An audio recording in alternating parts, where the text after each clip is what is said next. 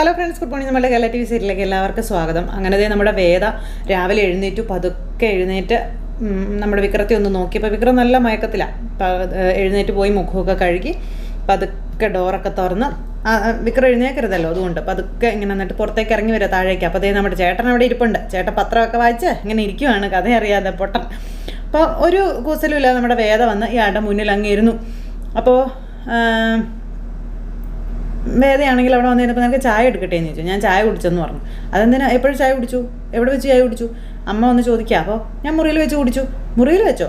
Tea ബാഗും കെറ്റിലും ഞാൻ അങ്ങോട്ടെടുത്ത് വെച്ചെന്ന് പറഞ്ഞു. അപ്പോൾ കെറ്റിൽ നീയാണോ എടുത്തതെന്ന് ചോദിച്ചു കേട്ടോ. അപ്പം അതിരാവിലെ എഴുന്നേറ്റ് ഒരു കട്ടൻ കുടിക്കുന്നത് ഇപ്പം ശീലമായെന്നും താഴേക്ക് വന്ന് ആരെയും ബുദ്ധിമുട്ടിക്കണ്ടല്ലോ എന്ന് വിചാരിച്ചാണെന്ന് വേദ പറയുമ്പം ബ്രേക്ക്ഫാസ്റ്റ് എടുക്കട്ടെ എന്ന് ചോദിച്ചു. അപ്പോൾ കുറച്ച് കഴിഞ്ഞിട്ട് മതിയെന്ന് പറഞ്ഞു. അപ്പോൾ വേദ അവിടെ ഇരിക്കുന്നു. അപ്പോഴേക്കും ശ്രീകാന്തിൻ്റെ ഫോൺ റിങ് ചെയ്യുക. വേഗം എടുത്ത് നോക്കി. എന്നിട്ട് വേദ ഇങ്ങനെ നോക്കി, കാരണം കൊനഷ്ട പിടിച്ച കോളാ. എന്നിട്ട് ഹലോ, ഞാനാടാ.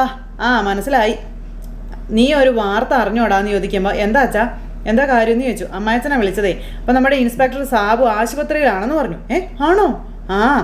ആക്സിഡൻ്റ് ആണെന്നാണ് അയാൾ പറഞ്ഞത്. പക്ഷേ ഡോക്ടർ പറയുന്നത് ആരോ ആക്രമിച്ചതാണെന്നുള്ള കാര്യം പറയുമ്പം ആരായിരിക്കും അത് ചെയ്തത് എന്ന് അമ്മായച്ചൻ മരുമോനോട് ചോദിക്കുന്നു. വേദ ഇതൊക്കെ കേട്ട് ഇങ്ങനെ ഇരിക്കും കേട്ടോ. വേദയാണ് ഒരു കൂസലും ഇല്ലാതെ ഇങ്ങനെ ഇരിക്കുന്നു. അപ്പോൾ ശ്രീകാന്തിന് എന്തൊക്കെയോ മനസ്സിലായി. ശ്രീകാന്ത് പതുക്കെ അവിടുന്ന് എഴുന്നേറ്റ് പോവുക. വേദ കേൾക്കണ്ടല്ലോ എന്ന് വിചാരിച്ചപ്പോൾ വേദ ഇങ്ങനെ നോക്കുന്നു. ഇയാളാണ് വേദനെ നോക്കുന്നുണ്ട്. ഇപ്പോഴത്തേക്ക് മാറി നിന്നിട്ട് വിക്രമാണോ എന്ന് ചോദിച്ചു. പിന്നെ അല്ലാണ്ട് ആരാ അത് ചെയ്യാൻ? അന്ന് അവിടെ നിന്ന് മടങ്ങുമ്പോൾ ആക്സിഡൻ്റ് ആയെന്നാണ് സാബു പറയുന്നതെന്ന കാര്യം പറയുക. പക്ഷേ മാഷോ മക്കളെയും സ്റ്റേഷനിൽ വിളിപ്പിച്ച് തല്ലിച്ചതച്ചതിൻ്റെ പകരം വീട്ടാനാകാനുള്ള വഴിയുള്ളൂ. അപ്പോൾ ആക്സിഡൻ്റ് അല്ല എന്ന് ഉറപ്പാണോ എന്ന് ചോദിക്കുമ്പോൾ വേദ ഇങ്ങനെ നോക്കുക കേട്ടോ. ശ്രീകാന്ത് പറയുന്നത്, ഡോക്ടർ വരെ പറയുന്നത് ആരോ മനഃപൂർവ്വം തല്ലിച്ചതച്ചതാണെന്നാണെന്ന കാര്യം പറഞ്ഞു. അതുമാത്രമല്ല, അയാളെ വല്ലാണ്ട് പേടിച്ച മട്ടുണ്ടെന്ന കാര്യവും പറയുവാണ്. പക്ഷേ എന്തായാലും ഞാൻ അയാളെ ഒന്ന് പോയി കാണുന്നുണ്ടെന്ന് പറയുമ്പോൾ ഞാൻ അങ്ങോട്ട് വരാം, ഒരുമിച്ച് പോകാമെന്ന് പറയാം. എന്നാൽ നീ വേഗം ഇറങ്ങാൻ പറഞ്ഞു അച്ഛൻ മോനോട്. അപ്പോൾ വേദ ഇതെല്ലാം കേട്ടിട്ടിരിക്കുക. ശ്രീകാന്ത് വന്നിട്ട് വേദയുടെ അടുത്ത് ഇരുന്നു. ഇൻസ്പെക്ടർ പഞ്ഞിക്കെട്ടിട്ടാ അവൻ്റെ ആരംഭം എന്ന് ശ്രീകാന്ത് വന്ന് വേദയോട് പറഞ്ഞു. അപ്പോൾ ഒന്നും ചെയ്യാത്ത അച്ഛനെയും ചേട്ടന്മാരെയും കൊണ്ടുപോയി സ്റ്റേഷനിലിട്ട് തല്ലി ചതയ്ക്കുമ്പോഴേ ഒരു തിരിച്ചടി ഉണ്ടാകുമെന്നും അയാൾ ഓർക്കേണ്ടതല്ലായിരുന്നോ എന്ന് വേദ ചോദിച്ചു. അപ്പോൾ അവനാണെന്ന് നീ അങ്ങ് ഉറപ്പിച്ചല്ലേ എന്ന് ശ്രീകാന്ത് ചോദിച്ചപ്പം വിക്രമാണത് ചെയ്തതെന്ന് നിങ്ങളല്ലേ പറഞ്ഞത്. അപ്പം അതിൻ്റെ കാരണം ഞാൻ പറഞ്ഞതേ ഉള്ളല്ലോ. അധികകാലം അവനിങ്ങനെ കഴിയാൻ പറ്റുമെന്ന് നീ വിചാരിക്കേണ്ടെന്ന് പറയുമ്പം അത് ശരിയാ, അധികകാലം ഇങ്ങനെ കഴിയേണ്ടി വരത്തില്ല. വിക്രം പുറത്തു വരികയും അന്തസ്സായി ജീവിക്കാൻ തുടങ്ങുകയും ചെയ്യുമെന്ന് വേദ ശ്രീകാന്തിനോട് വെല്ലുവിളിച്ചു. പക്ഷേ അതിനു മുൻപ് സാബുവിനെയും അതുപോലെയുള്ള മറ്റു ചിലരെയും ഇങ്ങനെയൊക്കെ കൈകാര്യം ചെയ്യും എന്നറിയില്ല എന്ന് മാത്രം. അപ്പം അവൻ എവിടെ ഉണ്ടെന്നും എന്തൊക്കെ ചെയ്യുമെന്നും നിനക്കറിയാമല്ലേ എന്ന് ചോദിച്ചു ഇയാൾ. അപ്പം എന്താ സംശയം എന്ന് ചോദിച്ചു വേദ. തിരിച്ചടികൾ എങ്ങനെയൊക്കെ വേണമെന്ന് ഇനി ഒരുമിച്ചാണ് ഞങ്ങൾ ആസൂത്രണം ചെയ്യാൻ പോകുന്നതെന്ന് വേദ ശ്രീകാന്തിനോട് പറയണം. എതിർപ്പൊന്നും ഇല്ലല്ലോ അല്ലേ എന്നും പറഞ്ഞ് ചേട്ടൻ അനീതിയുടെ മുന്നിലിരുന്ന് ചിരിക്കുക. വേദ അവിടുന്ന് എഴുന്നേറ്റ് പോയി. വേദയുടെ മുന്നിലിരുന്ന് ചിരിച്ചാലും ശ്രീകാന്തിന് ചെറിയൊരു പേടിയും ടെൻഷനൊക്കെ ആയി. വേദ വേഗം തന്നെ എന്നിട്ട് റൂമിലേക്ക് വന്ന് ഡോറ് കുറ്റിയിട്ടു. അപ്പോഴേക്കും ബ്രേക്ക്ഫാസ്റ്റ് എടുക്കട്ടെ എന്ന് ചോദിച്ചു. ബ്രേക്ക്ഫാസ്റ്റോ? ആർക്കാണെന്ന് ചോദിക്കത്തില്ലേന്ന് വിക്രം ചോദിക്കാം. ഈ മുറിയിൽ വെച്ച് ചായ ഇട്ടാൽ ആരറിയാനാന്നൊക്കെ ചോദിച്ചു. ഇവിടെയോ? അപ്പോൾ അത്യാവശ്യം വേണ്ടുന്ന സാധനങ്ങളൊക്കെ ഞാനിവിടെ ഒരുക്കിയിട്ടുണ്ട്, മോൻ പോയി ബ്രഷ് ചെയ്തിട്ട് വരാൻ പറഞ്ഞു വേദ. ഞാൻ പിടിക്കാം എന്നും പറഞ്ഞു പതുക്കെ പിടിച്ചെഴുന്നേൽപ്പിച്ചു. അപ്പോൾ അങ്ങനെ വിക്രമാണെന്നുണ്ടെങ്കിൽ വേദ തൊടാനൊക്കെ നോക്കിയപ്പോൾ വേണ്ടാന്ന് പറഞ്ഞു കേട്ടോ. അത് ശരിയാ, ഈ കാലം വെച്ചാൽ ഇൻസ്പെക്ടറെ പഞ്ഞിക്കിടാൻ പോയതല്ലേ അല്ലേ? അയ്യടാ, ചിരിക്കാൻ നിൽക്കല്ലേ, കാണാൻ ഒരു കൊത്തു വെച്ചേരാൻ എനിക്ക് തോന്നണേന്ന് വേദ പറയുമ്പം അത് തന്നെയാ സാബുവും ചെയ്തതെന്ന് വിക്രം വേദയോട് പറഞ്ഞു. പക്ഷെ അത് തടഞ്ഞതുപോലെ നിന്നെ ഞാൻ തടയത്തില്ല കേട്ടോ എന്ന് പറഞ്ഞു. കത്തിയോ കുന്തോ എന്താന്ന് വെച്ചാൽ എടുത്ത് കുത്തിക്കോളാൻ പറഞ്ഞു വിക്രം. ഒന്നുമില്ലെങ്കിലും നീ ഇങ്ങനെ ബുദ്ധിമുട്ടിക്കുന്നതിൻ്റെ ദേഷ്യമെങ്കിലും തീർക്കാവല്ലോ എന്നൊക്കെ വിക്രം പറഞ്ഞു. എനിക്കിതൊക്കെ ബുദ്ധിമുട്ടാണെന്ന് ഞാൻ പറഞ്ഞോ എന്ന് വേദ അന്നേരം വിക്രത്തോട് ചോദിച്ചു. എന്ന് പറഞ്ഞ് വേദ വിക്രത്തിനുള്ള ചായയൊക്കെ ഇടുക. അപ്പം പറഞ്ഞില്ലെങ്കിലും ഞാനത് മനസ്സിലാക്കണ്ടേ എന്ന് വിക്രം. ആളുകളെ തിരിച്ചറിയാനും മനസ്സിലാക്കാനും ഒക്കെ ഇയാൾക്ക് നല്ല മിടുക്കാണല്ലോ, പിന്നെ ഇത്രയും കൊല്ലം അങ്ങനെയാണല്ലോ ജീവിച്ചതല്ലേ എന്ന് വേദ ഇങ്ങനെ വിക്രത്തെ കളിയാക്കി പറയുമ്പം അങ്ങനെ തിരിച്ചറിഞ്ഞും മനസ്സിലാക്കിയും അടങ്ങി ഒതുങ്ങി ജീവിക്കാമെന്ന് വിചാരിച്ചപ്പോഴല്ലേ നീ ഇറങ്ങി പോകുന്നത് എന്ന് വേദയോട് വിക്രം പറയുക. അച്ഛനും ഞാനും ഇവിടെ വന്ന് വിളിച്ചിട്ടും നീ വന്നില്ലല്ലോ, അപ്പോൾ അതുകൊണ്ടിപ്പോൾ ഗുണം ഉണ്ടായില്ലേ ഒളിച്ച് താമസിക്കാൻ ഒരു സ്ഥലം കിട്ടിയില്ലേ എന്ന് വേദ പറയാം. ഇതത്ര സേഫായ സ്ഥലമാണെന്ന് എനിക്ക് തോന്നുന്നില്ല എന്ന് വിക്രം പറഞ്ഞു. ഇത്രയും സേഫായിട്ടുള്ള ഒരു സ്ഥലം വിക്രമിന് വേറെ കണ്ടുപിടിക്കാനേ പറ്റില്ല. ജില്ലാ ജഡ്ജിന്റെ വീട്ടിൽ കയറി റെയ്ഡ് നടത്താനേ അധികാരം തയ്യാറാവത്തില്ല എന്ന് വേദ പറയുമ്പോൾ പോലീസ് വേണ്ട, നിന്റെ വീട്ടിൽ നിന്ന് തന്നെ ആരെങ്കിലും പോരെ, വരില്ലെന്നേ ഉറപ്പല്ലേ എന്നും പറഞ്ഞ് വേദ പറയാം. അതൊക്കെ ഞാൻ നോക്കിക്കോളാവെന്നും വേദ വിക്രത്തോട് പറഞ്ഞു. അഥവാ ഇനി വന്നാലും ദാ അപ്പുറത്തെ ഒരു വാതിലുണ്ട്, അത് തുറക്കുന്നത് ഓപ്പൺ ടെറസിലേക്കാണെന്നുള്ള കാര്യം വേദവിക്രത്തോട് പറയാം. അപ്പോൾ വിക്രം അതൊക്കെ ഇങ്ങനെ നോക്കി എല്ലാ വഴികളും പറഞ്ഞു കൊടുക്കുകയാണ്. അവിടെ ഒരു സ്റ്റോർ റൂം ഉണ്ടെന്നും പിന്നെ അതിൻ്റെ ഉള്ളിൽ ഞാനൊരു സ്പേസ് ഒക്കെ ഉണ്ടാക്കി വെച്ചിട്ടുണ്ടെന്നും പറയും. അവിടെ ചെന്ന് ഇരുന്നാൽ മതിയെന്നും വിക്രത്തോട് പറഞ്ഞു. അന്വേഷിക്കുന്നവർ മടങ്ങിപ്പോകുമ്പോൾ ഞാനൊരു സിഗ്നൽ തരും, അപ്പോൾ മടങ്ങി ഇറങ്ങി വന്നാലും മതിയെന്നും പറഞ്ഞു. ഇതൊക്കെ കേട്ട് വിക്രം അന്തം വിട്ടിങ്ങനെ ഇരിക്കുക. വേദയുടെ പ്ലാനിങ് ഒക്കെ അത്യുഗ്രൻ പ്ലാനിങ്ങാണ്. അതെല്ലാം കേട്ട് ഇങ്ങനെ ഇരിക്കണം. വേദ കൊടുത്ത ചായയൊക്കെ കുടിച്ച് നമ്മുടെ വിക്രം അവിടെ ഇരിക്കുന്നു. അപ്പോഴും വിക്രത്തിന് കാലിന് നല്ല വേദനയുണ്ട്. അങ്ങനെ വിക്രം ചായ കുടിക്കുമ്പോൾ സാബുവിൻ്റെ കാര്യം പറയുക. അപ്പോൾ സാബുവിൻ്റെ കാര്യം പറയുമ്പം ഞാനാണ് അവനെ അങ്ങനെ ചെയ്തതെന്ന് അവൻ ആരോടെങ്കിലും പറഞ്ഞോ എന്ന് ചോദിച്ചു വിക്രം. ഇല്ല, അതവർക്ക് ഊഹിച്ചെടുക്കാവുന്നതല്ലേ ഉള്ളൂ. അപ്പോൾ അതാണ് പറഞ്ഞത് ഇവിടുത്തെ താമസം തനിക്ക് റിസ്ക് ആവുമെന്നുള്ള കാര്യം. അപ്പോൾ അതെന്താന്ന് വെച്ചാൽ ഞാൻ നോക്കിക്കോളാം, ഇമാതിരി തല്ലുകൊള്ളിത്തരം കാണിക്കാതിരുന്നാൽ മാത്രം മതിയെന്ന് വേദ വിക്രത്തോട് പറഞ്ഞു. അപ്പോൾ വിക്രം ഒന്ന് ചിരിച്ചു മയക്കാതെ പോയി ബ്രഷ് ചെയ്തിട്ട് ചെല്ലോ എന്ന് പറഞ്ഞുകൊണ്ട് ഇങ്ങനെ പറയുമ്പോൾ, അല്ല ഇനിയിപ്പോൾ ബ്രേക്ക്ഫാസ്റ്റ് കൂടിയാണോ ഉണ്ടാക്കണേന്ന് ചോദിച്ചു. ബ്രെഡും മുട്ടയൊക്കെ അലമാരിയിലുണ്ട്, അപ്പോൾ അത്യാവശ്യം പാത്രങ്ങളൊക്കെ ഞാൻ അത് സെറ്റ് ചെയ്ത് വെച്ചിട്ടുണ്ട്, ഒരാളുടെ കാര്യമല്ലേ നമുക്ക് അഡ്ജസ്റ്റ് ചെയ്യാമെന്നൊക്കെ പറയുമ്പോൾ എന്നും പറഞ്ഞുകൊണ്ട് ഇങ്ങനെ വിക്രം ഒന്ന് മൂളി. വേദ എന്നിട്ട് വിക്രത്തിനുള്ള ബ്രേക്ക്ഫാസ്റ്റും കാര്യങ്ങളൊക്കെ സെറ്റ് ചെയ്യുകയാണ്. 2 കാലും വെച്ച് കെട്ടി കഴുത്തേൽ കോളർ നോക്കിയിട്ട് ചേട്ടൻ ഇങ്ങനെ മേപ്പോട്ട് നോക്കി കിടക്കുക. നമ്മുടെ സാബുവിൻ്റെ കിടപ്പ് കണ്ടിട്ട് സഹിക്കാൻ പറ്റാത്തൊരവസ്ഥയിലാണ് കിടക്കുന്നത്. അപ്പോൾ ശ്രീകാന്തും അച്ഛനും കൂടി വന്നു, ഇയാളെ പറ്റിയുള്ള കാര്യങ്ങളൊക്കെ ചോദിച്ചു. അപ്പോൾ ഡോക്ടർ അവിടെയുണ്ട്, ഡോക്ടറോട് വിവരങ്ങളൊക്കെ ചോദിച്ചപ്പോൾ 2 കാലും ഒടിഞ്ഞ അവസ്ഥയിലായിരുന്നെന്നും കഴുത്തിലൊരു കംപ്രഷൻ ഫ്രാക്ചറും ഉണ്ടെന്ന് പറഞ്ഞു. ഭാഗ്യത്തിന് സ്പൈനൽ കോഡിന് അത് എഫക്റ്റ് ചെയ്തിട്ടില്ല എന്നും പറഞ്ഞു കേട്ടോ. പോലീസുകാരൊക്കെ അങ്ങനെ കാവല, 2 കാലും ഇങ്ങനെ വെച്ച് കെട്ടി വവ്വാലും കുഞ്ഞ് കിടക്കുന്നത് പോലെ ചേട്ടൻ ഇങ്ങനെ കിടക്കുവാണ്. ഈ കിടപ്പ് വന്ന് കണ്ടു കഴിഞ്ഞപ്പോൾ അമ്മായച്ചനന്മാരും മോനെ ഞെട്ടിപ്പോയി. 2 കൈയും കെട്ടിയിട്ടുണ്ട്, 2 കാലും കെട്ടിയിട്ടുണ്ട്, കഴുത്ത് ഇങ്ങനെ ഇരിപ്പുണ്ട്. അങ്ങനെ ഇവർ പരസ്പരം അങ്ങോട്ടും ഇങ്ങോട്ടും നോക്കുക. ഒരു മേജർ ആക്സിഡൻറ്റിൽ ഇതൊക്കെ സംഭവിക്കാവുന്നതാണ്. പക്ഷേ SI സാബുവിൻ്റെ കാര്യത്തിൽ ഒരു വ്യത്യാസം ഉള്ളത്, അപ്പോൾ നന്നായി ഒരാഴത്തിൽ മുറിവുകൾ ഉണ്ടെന്ന് പറഞ്ഞു. അപ്പോൾ നിൽക്കാനും നടക്കാനൊക്കെ സഹായിക്കുന്ന ഒരു അക്യുലോസ്റ്റം എന്ന് പറയുന്ന ഒരു സാധനത്തിൻ്റെ പേരും പറഞ്ഞു. അപ്പോൾ അതിനാണ് പറ്റിയിരിക്കുന്നത്. കാൽവണ്ണയിലെ പേശികൾ ഉപ്പൂറ്റിയിലെ അസ്ഥിയുമായി ബന്ധിപ്പിക്കുന്ന കട്ടിയുള്ള നാരുകൾ ചേർന്ന ഭാഗമാണിതെന്നൊക്കെ പറഞ്ഞ് ആ ഒരു ഡീറ്റെയിൽ ഒക്കെ ഡോക്ടർ പറഞ്ഞു കൊടുക്കുക. അപ്പോൾ അവിടെയാണ് ക്ഷതം പറ്റിയിരിക്കുന്നത്. സാധാരണ അപകടങ്ങളിൽ അങ്ങനെ വരാൻ സാധ്യത കുറവാണ്. അപ്പം മലയാളത്തിൽ അതിന് കുതികാൽ വെട്ടുക എന്നൊക്കെ പറയും. അത് തന്നെയാണ് ശരിക്കും സംഭവം എന്ന് പറയുമ്പോഴേക്കും ശ്രീകാന്തിൻ്റെ ചങ്കിടിക്കാൻ തുടങ്ങി. പേടിയായിപ്പോയി. ഉപ്പൂറ്റിയും കാഫ് മസിലുമായിട്ടുള്ള ബന്ധം അറ്റുപോകുന്നതോടുകൂടി പേശികൾ അങ്ങനെ തന്നെ മുകളിലോട്ട് വലിഞ്ഞു കയറി പോകുമെന്ന് ഡോക്ടർ പറയാം. സാബു ഞെട്ടിപ്പോയി ഇതൊക്കെ കേട്ട്. സർജറി ചെയ്തിട്ടുണ്ട്, പക്ഷെ ഒരുപാട് കാലത്തെ ഫിസിയോതെറാപ്പിക്ക് ശേഷം ചലനശേഷി തിരിച്ചു കിട്ടുമോ ഇല്ലയോ എന്നൊക്കെ പറയാൻ പറ്റുള്ളൂ എന്ന് പറഞ്ഞു. വെറും ശവം കണക്കാക്കി സാബുവിനെ. അത് ഇവർ കണ്ടു. സാബുവിൻ്റെ കോലം കണ്ടപ്പോൾ ഇവരുടെ ചങ്കിടിക്കാൻ തുടങ്ങി. അയ്യോ, ഇങ്ങനെ നോക്കിക്കിടക്കുക. സാബുവിന് മനസ്സിലായി ഇനി സാബുവിനെ കൊണ്ട് ഒന്നിനും കൊള്ളത്തില്ലെന്ന്. അപ്പോൾ ഡോക്ടറിന് പേഷ്യൻ്റ് പറയുന്നത് ഇപ്പോഴും ആക്സിഡൻ്റ് ആണെന്ന്, പക്ഷെ ഇത് മനഃപൂർവ്വം ആരോ ചെയ്തതുപോലെ എനിക്ക് ഫീൽ ചെയ്യുന്നു. ഇനി നിങ്ങളൊന്ന് സംസാരിച്ച് നോക്കാൻ പറഞ്ഞു ഡോക്ടർ.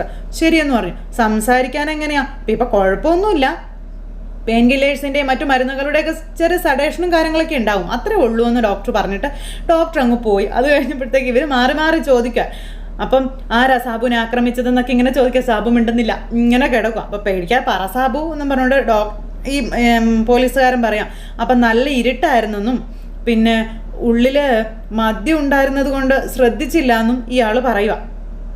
പിന്നെ കുഴിയിൽ വീണ് തെറിച്ച് പാറയിൽ വന്ന് ഇടിച്ചെന്നൊക്കെ ഇങ്ങനെ പറയില്ലാത്ത കഥയൊക്കെ ഭയങ്കര ഇതാക്കി പറഞ്ഞു കൊടുക്കുകയാണ്. കാരണം വിക്രമാണ് പറഞ്ഞതെന്ന് അറിഞ്ഞ് ഇനി അവൻ പടമാകുമെന്ന് അയാൾക്ക് അറിയാം. അതുകൊണ്ട് പിന്നെ കുറേ നേരത്തേക്ക് എനിക്ക് ബോധമൊന്നും ഉണ്ടായിരുന്നില്ല എന്നൊക്കെയാണ് ഇവരോട് പറയണത്. എഴുന്നേറ്റപ്പോൾ ഞാൻ ഇവിടെയാണെന്നും സാബു പറയാം. അപ്പോൾ ഇതേ വാചകങ്ങളാണ് ആവർത്തിക്കുന്നത്. ഏതാണ്ട് പഠിച്ചു വെച്ചതുപോലെയാണ് പറയുന്നതെന്നൊക്കെ പറയുമ്പോൾ സാബു താൻ വല്ലാണ്ട് പേടിച്ചിട്ടാണ് സംസാരിക്കുന്നതെന്ന് എനിക്കറിയാമെന്ന് ശ്രീകാന്ത് അന്നേരം പറയാട്ടോ. ഇത് ആക്സിഡൻ്റ് അല്ലെന്നും ആരോ മനഃപൂർവ്വം തല്ലി ഓടിച്ചതാണെന്നും ഡോക്ടർ വരെ പറയുന്നുണ്ടല്ലോ. ആരാണെന്ന് സാബുവിനും അറിയാം. പിന്നെ അത് പറയാൻ സാബു ഒന്നുകൊണ്ട് പേടിക്കണ്ട. പറ സാബു, ആരാ? ഇത് അവനല്ലേ, വിക്രമല്ലേ ചെയ്തതെന്ന് ചോദിക്കുമ്പോഴേക്കും ഇങ്ങനെ സാബു നമ്മുടെ വിക്രത്തെ പറ്റി ഒരു സെക്കൻഡ് ആലോചിച്ചു. അപ്പോൾ ദേ ഞാനാണിത് ചെയ്തതെന്നങ്ങനെ നീ ആരോടെങ്കിലും പറഞ്ഞ നിൻ്റെ അനിയനും അളിയനും കൂടി നിന്നോടൊപ്പം ഇല്ലാണ്ടാകും, നിൻ്റെ ഭാര്യ അടക്കം 3 പെണ്ണുങ്ങൾ വിധവയാകുമെന്നും അത് നീ ഓർത്തോളാനും വിക്രം അന്ന് പറഞ്ഞായിരുന്നു. ആണുങ്ങൾ തമ്മിൽ അടിക്കുമ്പോൾ അനുഭവിക്കുന്നത് വീട്ടിലെ പെണ്ണുങ്ങളും കൂടിയാണോ നായേ എന്നും പറഞ്ഞു വിക്രം പേടിപ്പിച്ചത്. സാബു ആലോചിക്കാം കേട്ടോ, പറയണോ വേണ്ടയോ എന്നുള്ളത്. അപ്പോൾ സാബു പേടിച്ചരണ്ടിങ്ങനെ കിടക്കുവാണ്. അന്നേരം സാബു സാധാരണ ആക്സിഡൻറ്റുകളിൽ ദേ കുതിഞ്ഞരമ്പ് മുറിഞ്ഞു പോകാറില്ല. ഇത് താൻ എഴുന്നേറ്റ് നടക്കരുത് എന്ന് കരുതി തന്നെ ഒരാൾ ചെയ്തതല്ലേ എന്ന് ചോദിക്കുമ്പോൾ സാബു ഒന്നും മിണ്ടുന്നില്ല. ഇപ്പോഴത്തെ ഒരവസ്ഥയിൽ അത് ചെയ്യാൻ സാധ്യതയുള്ള ആളാരാ? അത് വിക്രമല്ലേ ഇത് ചെയ്തതെന്ന് ചോദിക്കുമ്പോൾ സാബു ഇങ്ങനെ അങ്ങോട്ടും ഇങ്ങോട്ടും വരെ എല്ലാവരെയും മാറി മാറി നോക്കുക. ആക്സിഡൻ്റ് ആണെന്ന് ഇനിയും കള്ളം പറഞ്ഞ് നീ ഒഴിവാകാൻ നോക്കണ്ട സാബു എന്ന് ശ്രീകാന്ത് പറഞ്ഞു. അപ്പോൾ ആരാണെന്ന് പറഞ്ഞേ തീരൂ എന്നും പറഞ്ഞായി അമ്മായച്ചൻ. നാടാകെ ഞങ്ങൾ അവനെ തിരയുകയാണെന്നും വരുണിൻ്റെ കൊലപാതകത്തോടൊപ്പം ആ കേസ് അന്വേഷിക്കുന്ന പോലീസ് ഇൻസ്പെക്ടറെ കൂടി കൊലപ്പെടുത്താൻ നോക്കിയവനാണവൻ. അവൻ ഇനി പുറം ലോകം കാണില്ല എന്നും പറഞ്ഞിങ്ങനെ ഈ SI പറഞ്ഞു. കൈ കിട്ടിയ നിയമത്തിൻ്റെ മുന്നിൽ വിട്ടുകൊടുക്കാതെ തന്നെ നമുക്ക് അവനെ അവസാനിപ്പിക്കാമെന്നേ. പറ, ധൈര്യമായിട്ട് പറ, വിക്രം അല്ലേ ഇത് ചെയ്തത്, അല്ലെ ചെയ്യിപ്പിച്ചത്? സത്യം പറയാൻ പറഞ്ഞു. ഇനിയുള്ള കാലം മുഴുവനും തന്നെ കിടപ്പിലാക്കിയിട്ടാണ് അവൻ പോയിരിക്കുന്നതെന്നും മറ്റെന്തൊക്കെ ഭേദമായാലും ദേ ഇനി താൻ എഴുന്നേറ്റ് നടക്കുമെന്ന് താൻ വിചാരിക്കേണ്ട എന്ന് സാബുവിനോട് ഇയാൾ പറഞ്ഞു. തൻ്റെ പുറകിലൊരു ഫുൾ ഫോഴ്സ് ഉണ്ടെന്നും പിന്നെ ഞങ്ങളും ഉണ്ടെന്ന കാര്യം ശ്രീകാന്ത് പറയാം. ആരെയും പേടിക്കാതെ പറ, ആരെയും ഇതിൻ്റെ പിന്നിൽ പറ എന്നും പറഞ്ഞുകൊണ്ട് ഇങ്ങനെ ഈ ശ്രീകാന്ത് ഇങ്ങനെ പറയുമ്പോൾ അതൊന്നും പറഞ്ഞുകൊണ്ട് സാബു ഇങ്ങനെ പറയണോ വേണ്ടോ എന്ന് ആലോചിക്കും കേട്ടോ. അപ്പോൾ സാബു പറയാൻ പറഞ്ഞു. അപ്പോഴത്തേക്ക് സാബുവിന് വേദന തുടങ്ങി. ഇരുട്ടായിരുന്നു സാറേ, ആളെ കണ്ടില്ല എന്നായിരുന്നു ചേട്ടൻ്റെ മറുപടി. ആരാണെന്നൊന്നും എനിക്ക് അറിയില്ല എന്നും സാബു പറയുവാണ്. എന്നും പറഞ്ഞുകൊണ്ട് ഇവരിങ്ങനെ നെറ്റിയും ചൊറിഞ്ഞുകൊണ്ട് അവിടെ നിൽക്കുക.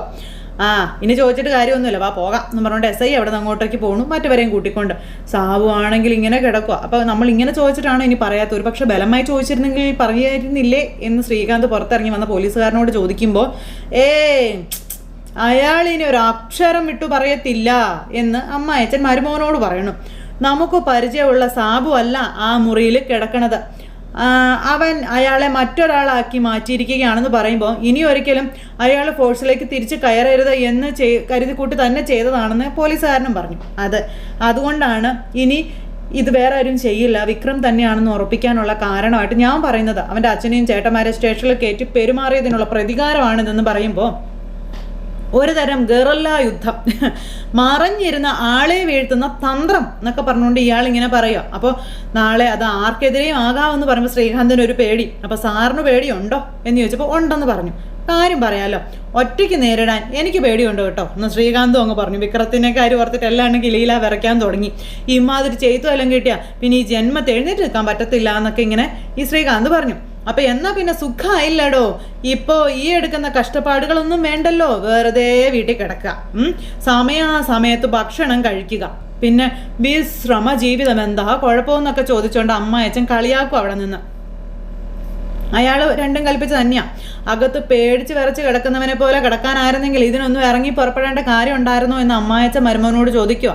ഇതിപ്പോൾ നമ്മുടെ ഈഗോയിൽ തൊട്ടാണ് അവൻ്റെ കളി. ഇപ്പോൾ ഒതുങ്ങിക്കൊടുത്താലേ അവൻ അങ്ങ് ജയിച്ചെന്നങ്ങ് കരുതുമെന്നും അതുകൊണ്ട് ഇപ്പം നമ്മൾ ഒതുങ്ങാൻ പാടില്ലെന്നും പറയുക. മാളത്തിൽ നിന്ന് അവനെ പുറത്തിറക്കണം സാറേ എന്നും പറഞ്ഞുകൊണ്ട് ഇയാൾ ഇങ്ങനെ SIക്ക് പറഞ്ഞു കൊടുക്കുകയാണ്. അപ്പം ഇനി അവൻ്റെ വീട്ടുകാർക്കെതിരെ നമുക്ക് ആർക്കും ഒന്നും ചെയ്യാൻ പറ്റത്തില്ല. അത്തരം നീക്കങ്ങളുടെ നേരെയൊക്കെ വലിയ എതിർപ്പും കാര്യങ്ങളൊക്കെ ഉണ്ടാകുമെന്ന കാര്യം പറയുവാണ് ഈ പോലീസുകാരൻ. പ്രത്യേകിച്ചും ഇലക്ഷൻ പ്രഖ്യാപിച്ചിരിക്കുന്ന ഈ ഒരു സമയത്ത് നമുക്കൊന്നും ചെയ്യാൻ പറ്റത്തില്ല. അതത്ര എളുപ്പമുള്ള കാര്യമല്ല. എന്തിനാ ആ വഴി നമ്മൾ പോകുന്നത്? നിയമം അനുവദിച്ചിരിക്കുന്ന വഴി ഉണ്ടല്ലോ, ഇല്ലേ? അവൻ്റെ ഭാര്യ ഉണ്ടല്ലോ വേദ, അവളായിട്ട് തന്നെ അതിനൊരു വഴി തുറന്നിട്ട് തന്നിട്ടുണ്ടല്ലോ എന്ന് പറയുമ്പോൾ അച്ഛൻ അവളെ അങ്ങനെ വിശേഷിപ്പിക്കല്ലേ എന്ന് പറഞ്ഞു. കേൾക്കുമ്പോൾ തന്നെ എനിക്ക് എന്തോ പോലെ തോന്നുകയാണെന്ന് ശ്രീകാന്ത്. നിനക്ക് തോന്നിയാലും ഇല്ലെങ്കിലും ഇപ്പം അത് തന്നെയല്ലേ സത്യമെന്ന് ചോദിക്കാം അമ്മായച്ചൻ മരുമോനോട്. ചന്ദ്രശേഖരൻ എന്താ പറയാൻ വന്നത്, എന്താ കാര്യം എന്ന് ചോദിച്ചു. അപ്പം മാർക്കറ്റ് ലഹള കേസിൻ്റെ കാര്യമാണെന്ന കാര്യം ഇയാൾ പറയുവാണ്. പിന്നെ വേദയായിട്ട് കുടത്തിൽ നിന്നും പുറത്തുവിട്ട ഭൂതമാണതെന്ന കാര്യമൊക്കെ പറയുകയാണ്. അപ്പോൾ ശ്രീകാന്തിനൊരു പ്രതീക്ഷ. അങ്ങനെ ആ കേസിൽ പിടിച്ച് തൂങ്ങാൻ ഇയാൾ പറഞ്ഞു കൊടുക്കുകയാണ്. അങ്ങനെ നമ്മുടെ വിക്രത്തിന് ഇല്ലാത്ത കേസും വരാനിരിക്കുന്ന കേസെല്ലാം തലയിൽ വെച്ച് കൊടുത്ത് കുറ്റക്കാരനാക്കാൻ വേണ്ടി പ്ലാനിങ് അവിടെ നടക്കണം.